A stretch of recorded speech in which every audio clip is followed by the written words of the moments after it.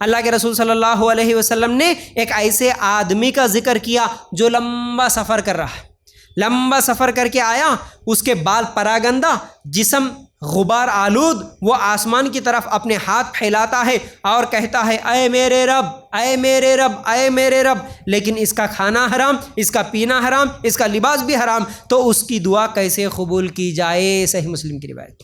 لمبا سفر کر کے آ کے انسان تھک کے، حالانکہ سفر میں دعا قبول ہوتی، تھکا ہوا لمبا سفر، اس زمانے میں تو پھر وہ پیدل سفر، پورے پراگندہ بال، یعنی بال پورے اس کے مٹی سے دھول سے بھر گئے، کپڑے پورے گندے ہو گئے، اس کے بعد آ کے وہ اللہ تعالیٰ سے دعا کر رہا ہے، اللہ اے اللہ اے اللہ، اللہ سے دعا مانگ رہا۔ اللہ کے رسول صلی اللہ علیہ وسلم فرماتے ہیں کہ وہ آدمی، اس کا کھانا بھی حرام تھا، پینا بھی حرام تھا، پہننا بھی حرام تھا، تو اللہ اس کی دعا کو کیسے قبول کرے گا؟ اللہ ایسے لوگوں کی دعا قبول نہیں کرتا، جو بھی حرام مال کھاتے ہیں ان کی دعائیں قبول نہیں ہوتی، یاد رکھو۔ اس لیے ہر لقمہ کھانے سے پہلے سوچنا ہے ہمیں، ہم حلال کا کھا رہے یا حرام کا کھا رہے۔ لوگ اکثر یہ شکایتیں تو کر لیتے ہیں کہ مول صاحب ہماری دعا قبول نہیں ہو رہی، بھائی ہماری دعا قبول نہیں ہو رہی، ہم کتنے دن سے اللہ تعالیٰ سے دعا کر رہے، ہماری خواہشات پوری نہیں ہو رہی، ہمارے بیماریاں شفا نہیں ہو رہی، ہم بولے جیسا نہیں ہو رہا۔ یاد رکھو، حرام کا کھاتے ہوئے تم کتنی بھی دعا کرو، حرام کماتے ہوئے تم کتنی بھی دعا کرو، اللہ تمہاری دعاؤں کو قبول نہیں کرتا۔ پھر اس کے بعد تیسرا نقصان، حرام مال سے صدقہ قبول نہیں ہوتا، حرام مال سے صدقہ بھی قبول نہیں ہوتا۔ کیسے؟ اللہ کے رسول صلی اللہ علیہ وسلم نے کیا فرمایا؟ اے لوگو، اللہ پاک ہے اور پاکیزہ چیز ہی قبول کرتا ہے۔ صحیح مسلم کی روایت۔ مطلب تم حرام کما کے میں غریبوں کو صدقہ کرتا ہوں، خیرات کرتا ہوں، مدد کرتا ہوں، اللہ قبولش نہیں کرتا، تمہارے کو اس کا ثواب ہی نہیں ملتا۔ آج اکثر لوگوں کو ہم دیکھتے ہیں، جتنے بھی رشوت لینے والے اور جتنے بھی دھوکہ دے کے حرام مال کمانے والے، بھائی اتنا حرام، اتنا زیادہ، ہاں بھائی ہم اس لیے لیتے کیونکہ غریبوں کی مدد کرنا ہے ہمارے کو، ہم ادھر لیتے حرام کا، ادھر صدقہ بھی کر دیتے۔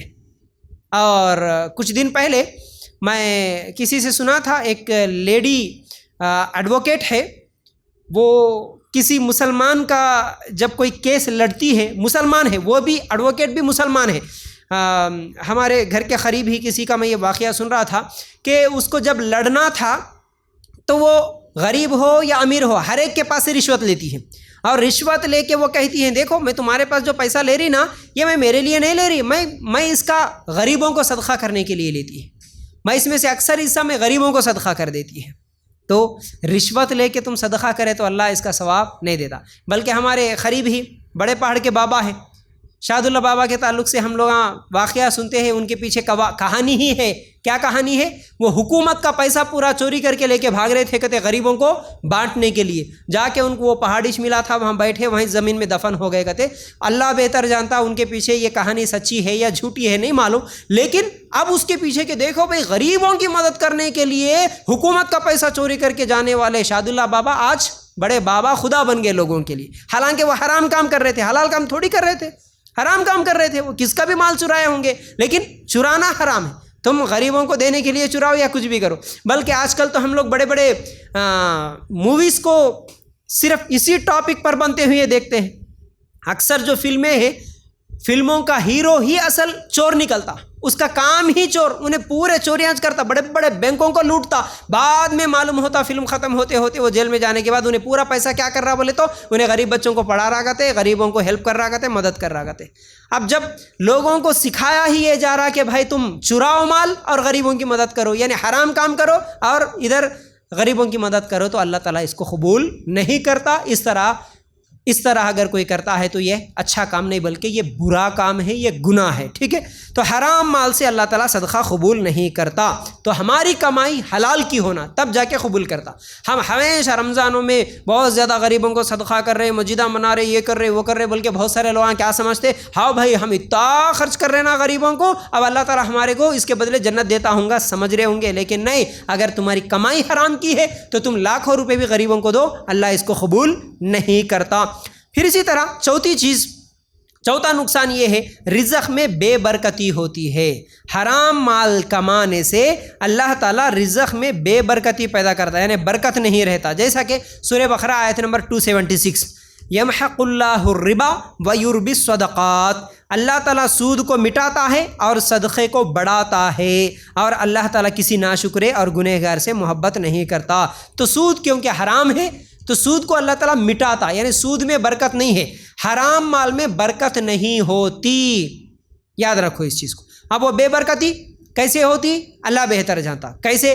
اب انہیں پیسے تو بہت زیادہ نظر آ رہے، دکھ رہے، لیکن اس کو چین و سکون کی نیند ہی نہیں آ رہی۔ پیسے تو بہت نظر آ رہے لیکن اس کے گھر میں ہمیشہ لڑائیاں ہیں، جھگڑے ہیں، پنچایت ہے، بیماریاں ہیں، کسی کا بار بار انتقال ہو رہا ہے، ایکسیڈنٹ ہو رہا ہے، یہ تمام چیزیں کیا ہے؟ بے برکتی ہے۔ پھر اسی طرح 5واں نقصان اللہ کا غضب ہوتا ہے۔ سورہ بقرہ آیت نمبر 275، اس میں حرام کھانے والے جہنم میں جاتے، یہ اللہ تعالیٰ کا حکم ہے۔ تو بہرحال اللہ تعالیٰ کا غضب بھی ہوتا ہے اور ایسے لوگ حرام کھانے والے جہنم میں جاتے ہیں۔ اور 6واں نقصان یہ ہے کہ ان کے اوپر اللہ تعالیٰ کی لعنت ہوتی ہے۔ لعنت کا مطلب بد دعا، اللہ تعالیٰ کی طرف سے ہر رحمت سے وہ محروم ہو جائے، اس طرح ایک بد دعا ہے، اس کو لعنت کہتے ہیں۔ اللہ کے رسول صلی اللہ علیہ وسلم نے فرمایا، سود کھانے والا، سود کھلانے والا، سود پر گواہ بننے والا اور کاتب، یہ سب لعنتی ہے۔ مسند احمد میں یہ روایت موجود ہے۔ جیسا کہ میں اس سے پہلا بھی سود کے تعلق سے یہ حدیث کئی مرتبہ سنایا، سود کے تعلق سے، بیاج کے تعلق سے یہ حدیث آئی ہے، صرف لینے والا ہی نہیں بلکہ لینے والا بھی، دینے والا بھی اور لکھنے والا بھی اور گواہ بننے والے، یہ سب برابر ہے، ان سب پر اللہ تعالیٰ کی لعنت ہوتی ہے، اس لیے سود سے بچنا چاہیے۔ پھر اسی طرح حرام مال قیامت کے دن گواہی دے گا، قیامت کے دن حرام مال گواہی دیتا، کیسے؟ اللہ کے رسول صلی اللہ علیہ وسلم نے فرمایا، حرام مال قیامت کے دن اس کے خلاف گواہی دے گا۔ صحیح بخاری میں روایت موجود ہے کہ حرام مال قیامت کے دن گواہی دینے والا ہے اس کے خلاف، یعنی جس نے بھی حرام مال کھایا اس کے خلاف یہ گواہی دے گا۔ پھر اللہ کے رسول صلی اللہ علیہ وسلم نے کیا فرمایا؟ 8واں نقصان یہ ہے، قیامت کے دن اس کے لیے دردناک عذاب ہوگا۔ اللہ کے رسول صلی اللہ علیہ وسلم کی حدیث ہے، جو مال کو حرام اور ناجائز طریقے سے حاصل کرنے والے ہیں ان کے لیے جہنم کی آگ ہے۔ ترمذی کی روایت۔ جو مال کو حرام اور ناجائز طریقے سے استعمال کرتا ہے، حاصل کرتا ہے، تو ایسے لوگوں کے لیے جہنم کی آگ ہے۔ اور 9واں نقصان یہ ہے کہ ایسا آدمی جنت میں بھی نہیں جا سکتا۔ اللہ کے رسول صلی اللہ علیہ وسلم نے فرمایا، جنت میں وہ جسم داخل نہیں ہوگا جسے حرام کے ساتھ غذا دی گئی ہو۔ صحیح ترغیب میں یہ حدیث موجود ہے۔ حرام سے غذا دی گئی، حرام سے پلا جو جسم، حرام کھا کھا کے بڑے ہوئے، ایسا جسم جنت میں نہیں جاتا۔ بولے یہ نقصانات ہے حرام کھانے کے۔